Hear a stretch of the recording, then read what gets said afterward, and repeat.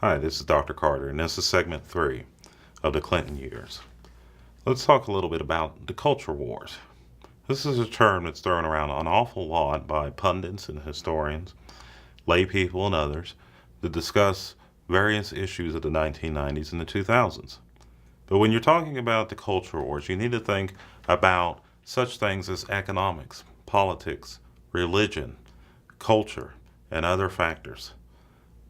Battles over abortion, sexual freedom, and reproduction. Think about, for instance, racial division. Think about Southern Baptists. Think about Catholics, Orthodox Jews. Think about political scandals such as womanizing, or sex scandals, or Anthony Weiner, or Bill Clinton, or Gary Hart, or any of the other politicians who have found themselves in trouble because of their private personal behavior. So when we think about these culture wars, that's one facet of it. But you also need to think about such issues as immigration. You know in your own time the battles that the United States has waged over the issue of immigration, as we have somewhere in the neighborhood of 11 to 12 million illegal immigrants residing in the United States today. Moreover, there are many, many others who are in the United States on expired visas, expired student visas, etc. And this issue of immigration is where we begin right now. Because of shifts in immigration and cultural and racial diversity, it became increasingly visible, the divisions within the United States. Since the immigration reform in the 1980s and immigration reform in the 1960s, more and more foreigners, especially Hispanics, as well as Africans, have come into the country. This browning and blackening of the United States, as some have called it, has changed how we discuss such issues as economics, how we discuss political issues, has brought about, quite frankly,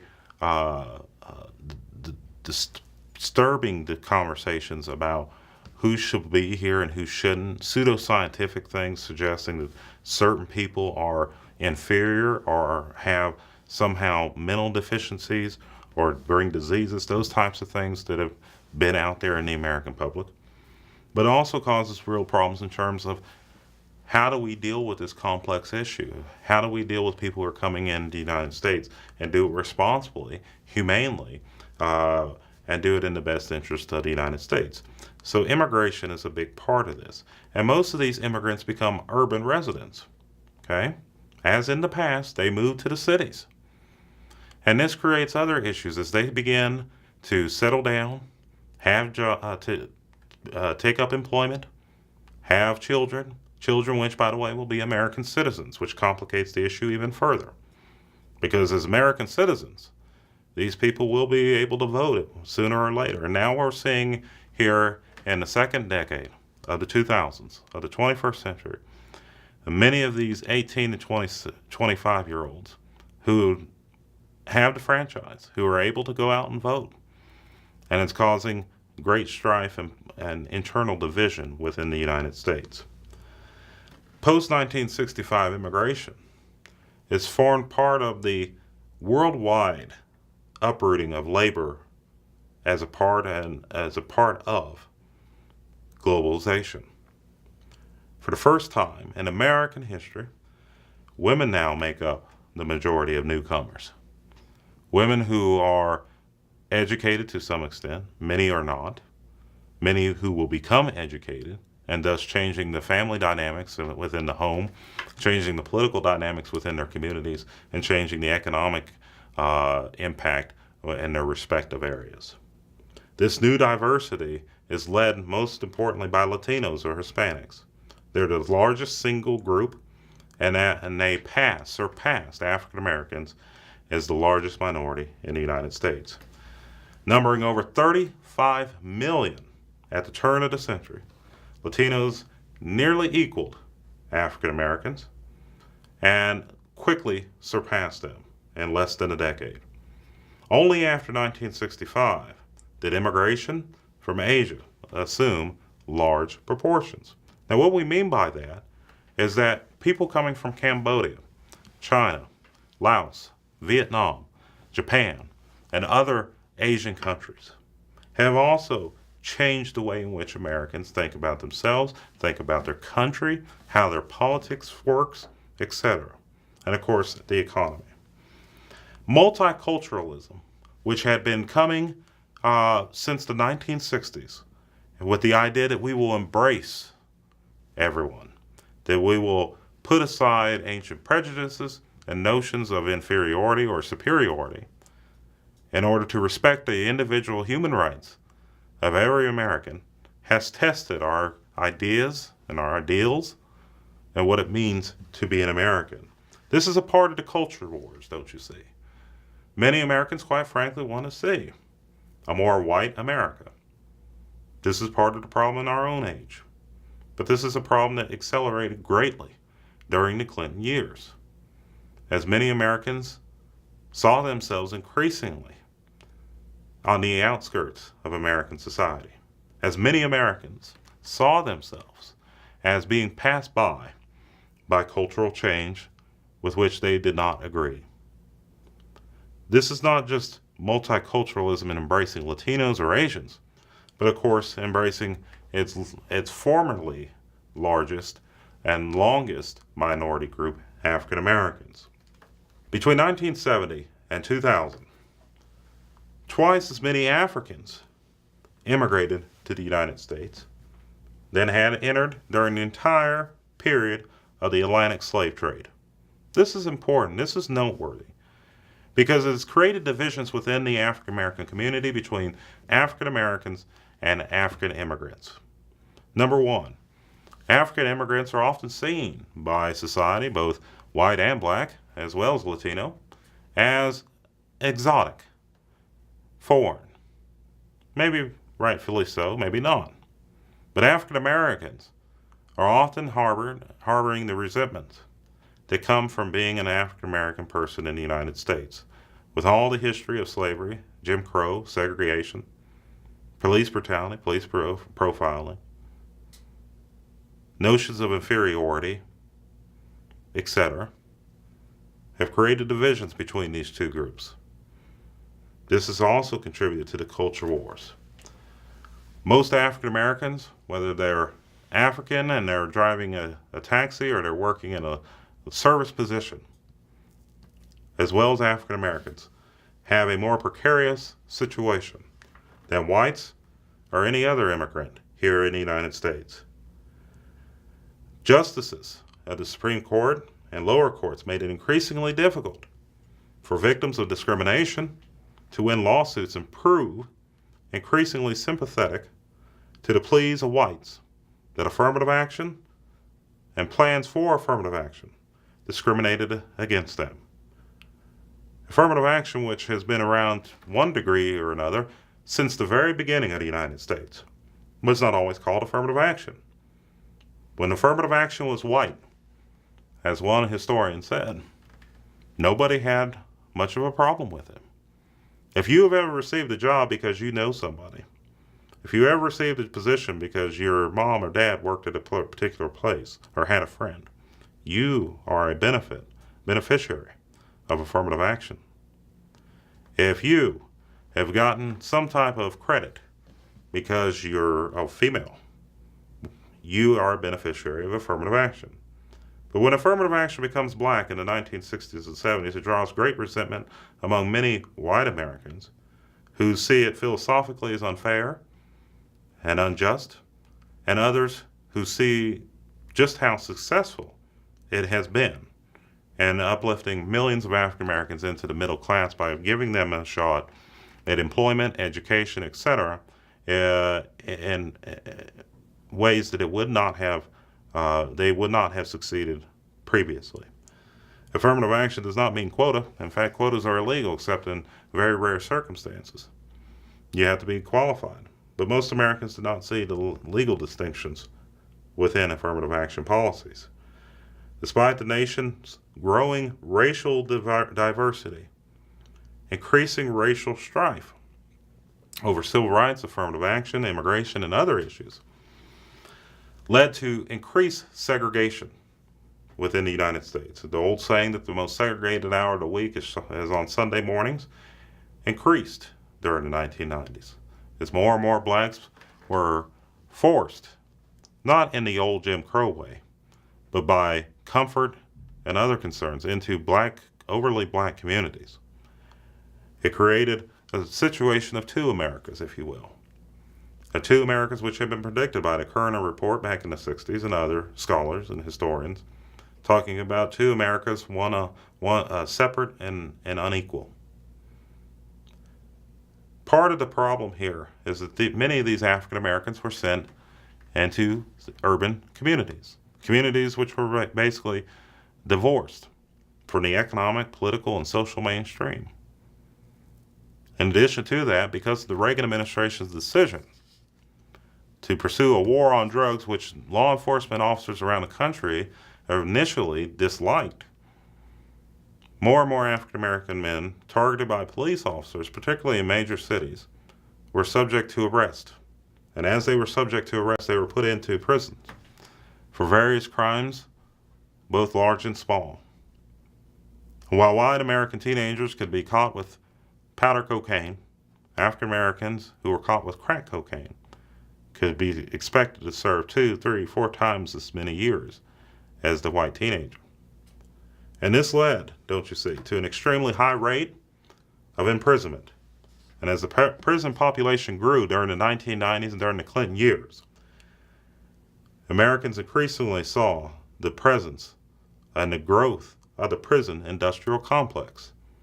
As more and more states spent more and more money paying for prisons, at the same time, ironically, they were paying less for your education at a state university, and increasing the student burden to pay tuition while they use taxpayer dollars to build more prisons. This has been a problem, and compounding that problem has been the use of convict labor. The old idea of people paying a few cents an hour to a convict to make license plates is no longer there. In many situations, these prisons are run by private corporations. Often they use convict labor to produce goods that are sold on the marketplace. Even Victoria's Secret has been known to use convict labor to produce panties, bras, and other accessories used by women. It's an increasing concern of human rights activists that so many Americans find themselves in some way or another in the criminal justice system, whether they be in jail, prison, on parole, on probation, charges pending, etc. Over 1/4 of all African American men could expect to serve time in prison at some time during their lives, especially those between the ages of 15 and 34. African Americans were also more likely to suffer from execution, while many white Americans convicted of similar crimes were allowed life sentences or reduced charges. The continuing frustration of urban African Americans and the African American middle class exploded in 1992 when white juries in California acquitted 4 LAPD officers for the beating of Rodney King, a black motorist. This further demands not just for equality, but for equality under the law. For pressure was brought to bear for this continuing rights revolution. Not just for African Americans or Hispanics or Latinos, immigrants, etc., but also for others in American society that have been cast aside, people who have been disregarded. Think about Americans who are disabled, those who cannot walk, those who lack all their limbs, those who have wheelchairs as their only way to move and get around. And in 1990, the American Congress passed the Americans with Disabilities Act, helping to make sure that these people were allowed access as well as protection of their dignity. Gay rights became another concern for millions of Americans during the Clinton era. Clinton had promised to do something about the issue of gay rights, particularly gays in the military. Gays have always been in the military, going all the way back to ancient times. However, in the American context, people who applied for entry into the military were required to tell whether or not they were gay or straight. And if they marked that they were gay, then they would be barred from entering the military. If they were found to have been gay while in the military, they're subject to discharge. Clinton had tried to talk about this issue in a meaningful way. But what he found in the early months of 1993 was that he had a Congress that was opposed to his plans for allowing gays to serve openly in the military, and a Joint Chiefs of Staff on the other hand, and a military behind him who was opposed to it. The policy that did come out was what was known then as the don't ask, don't tell policy. It wasn't necessarily a dischargeable offense, yet if you were found out, you could be discharged. And tens of thousands of people, if not hundreds of thousands, were discharged under the policy between 1993 and the early Obama years when it was finally done away with. So the issue of gay rights was also important. And to that end, the issue of AIDS, or HIV/AIDS. AIDS had become a prominent disease back in the early 1980s. Conservatives like Pat Buchanan said that these people had declared war on nature and that nature was exacting a horrible price. Bigoted comments like that helped to stigmatize HIV/AIDS. And since many of the early cases of HIV/AIDS occurred in the gay communities, it was thought of to be a homosexual disease. Not until Magic Johnson revealed in 1991 that he, in fact, had the disease did many Americans realize that it wasn't just a gay disease, that it wasn't just an issue of toilet seats or drinking after somebody, but it was a disease brought about by sexual contact, irresponsible sexual contact, blood transfusions, things such as those.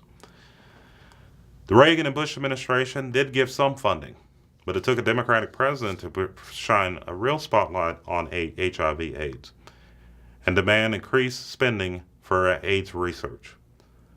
As a part of that process and the process of university professors and researchers across the nation, during the early 1990s, high-powered cocktails of drugs were used which were able to control the disease, not cure it, but to control it and slow down the rate at which people were dying from the disease.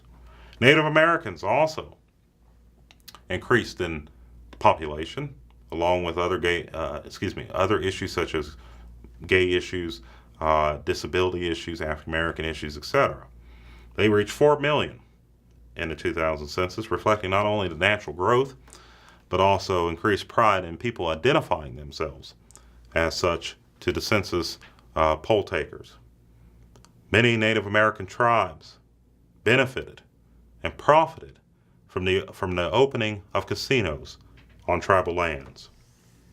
Multiculturalism, this term that was used to celebrate differences and demand recognition for all peoples, increased during the Clinton era. Public opinion polls indicate a growth in tolerance in America over the last 3 decades.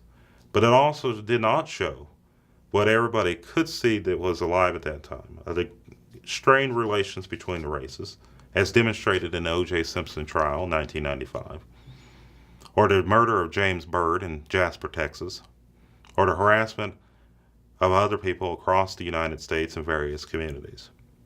This diversity brought tensions with it, some natural in that people, whether it's racially or just food-wise or just subject-wise, like to be with like-minded people. Others were more negative in their opinion towards these issues of multiculturalism. But this growth of toleration must be understood as simply that. They tolerated people. I tolerate my mother-in-law. That does not mean that I accept her. Nor did toleration mean that these people accepted other minorities or people that were different from them. So please understand that while multiculturalism and political correctness did away with some of the worst public aspects and the most in-your-face aspects of racism and sexism and xenophobia. It did not do away with the underlying tensions over race and culture here in the United States. Conservatives, and some traditional liberals as well, decried this idea of identity politics and multiculturalism. They claimed that undermined a common sense of nationhood. Prominent liberals such as Arthur Schlesinger talked about how Italians, Irishmen, and others who had come to the United States in the 19th century and the early decades of the 20th century disregarded their previous customs and embraced American culture. They assimilated. But what these conservatives and traditional liberals like Schlesinger did not acknowledge was that America's differences was part of the ideal there. Furthermore, that this racial factor of skin color prevented African Americans from fully ever assimilating. They could not assimilate because of their culture, because of their skin color. So it made it increasingly difficult for them. Increased cultural diversity and changes in their educational policy inspired some of these harsh debates, whether it be over various voter referendums in places like California, which proposed a ban on affirmative action, or the mean-spirited public debates that took place over the issue and meaning of race in America, or the people that were incredibly insensitive to the plight of the poor, the disabled, the gay, the black, the Hispanic, the others, the women. This decade, this period, these interwar years, demonstrated just how far the country had come, yet it also demonstrated just how far it needed to go. Cultural conservatism was also a key part of these culture wars. People like Jerry Falwell at Liberty University in Virginia, or Pat Robertson of the 700 Club in Florida, also the son of a segregationist congressman, or others like Ralph Reed and the Christian Coalition, waged battles over moral issues and moral values throughout the 1990s. They assailed Bill Clinton as inherently and intrinsically immoral, that it was innate to his being, and that's why they needed to support Republicans who were supposedly moral. But these issues over morality must be taken into context by who these people were. Many of these cultural conservatives, particularly those who were part of the clergy, were the same people throughout the 1960s and the 1950s who were saying, in essence, that the clergy had no business involved in civil rights. Until the passage of the 1964 Civil Rights Act and the 1965 Voting Rights Act, along with passage of easier divorce laws, the introduction of the pill, privacy rights under Griswold, privacy rights and abortion rights under Roe v. Wade, only then did many of these cultural conservatives believe that it was worth tainting themselves to become involved in American politics. So this cultural conservatism infects the entire 1990s and inspires one of the great failures, don't you see, of the American political system and the impeachment of the president, which we'll talk about in the next segment. It sometimes appears during the 1990s that the country was refighting old battles between traditional religion and modern secular culture. You see some of this new freedom, some of these ideas in the time of President Wilson during World War I. And you certainly see these battles between modern religion, traditional religion, secular culture during the 1920s, including here in the state of Tennessee over the Scopes monkey trial, as family values were increasingly in disarray. The internet, technology, law, politics showed that more and more Americans were engaging in freedoms that had began a generation before. Whether that meant having multiple affairs during marriage for men and women, to engaging in behavior that would be considered immoral, whether it was sexual or not. The fact that the Supreme Court in the Casey v. Planned Parenthood case in 1992 repudiated, don't you see, the centuries-old doctrine that a husband has a legal claim to control the body of his wife. The fact that pornography makes a huge introduction into American society as chic, as cool, as mainstream. No longer will Americans, after the 1980s, be seen in trench coats, stereotypically, going to XXX multiplexes, or places in Times Square, in New York and Manhattan, or going to other places to view pornography and engage in risky sexual behavior. Now the internet allows them to do it in their own home. And you can see the consequences of that as the porn industry has become more extreme. You can see this in the way in which it treats women, as porn becomes an indicator of the resentment that millions of American men have towards feminist movement, feminist ideals, and ideas of gender equality. And finally, the anti-government extreme.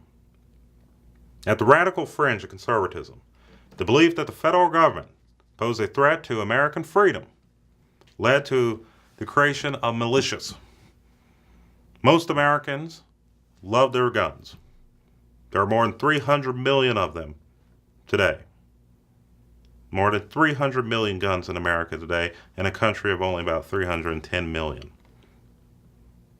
Moreover, as people become more and more divorced from mainstream society, as they begin to resent technological change, political change, racial change, cultural change, as they feel increasingly that society and government has let them down, millions of people are attracted to, a part of, or sympathetic to anti-government militias. These are private militias that arm themselves, often with incredible number of arms and equipment and explosive devices, to fend off what they perceive as oppressive authority.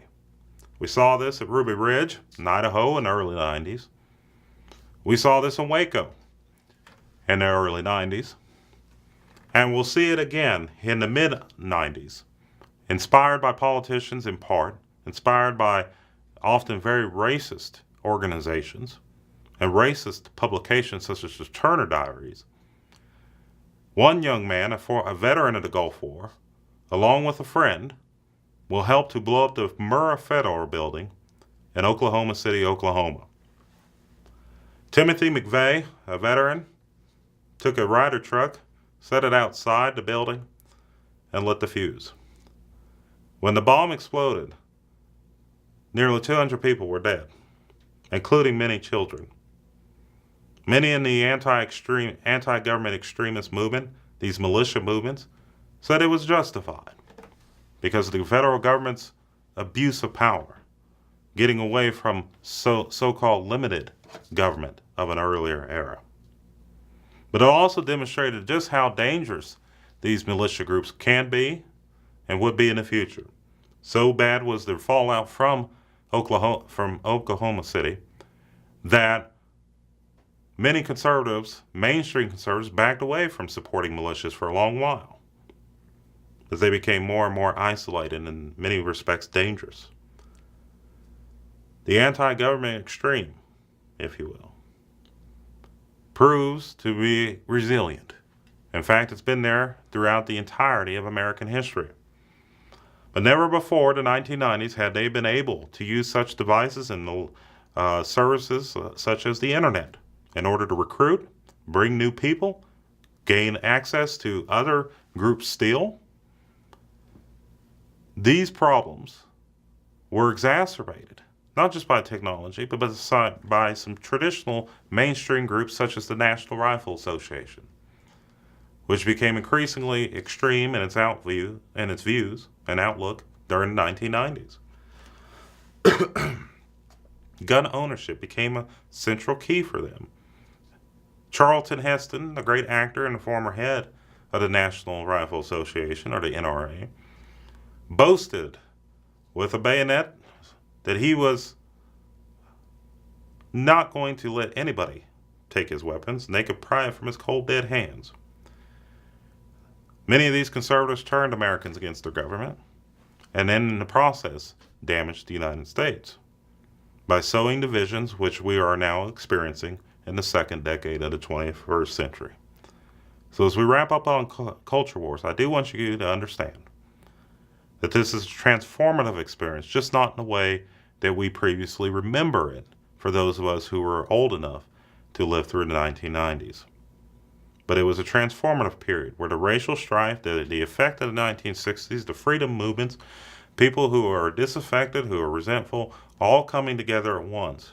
And these interwar years, as America is separated, if you will, between the Cold War years and the beginning of the War on Terror, where we have this short period of time to look internally at ourselves and our country without the ever-present threat of going to war such as we did between 1945 and 1991.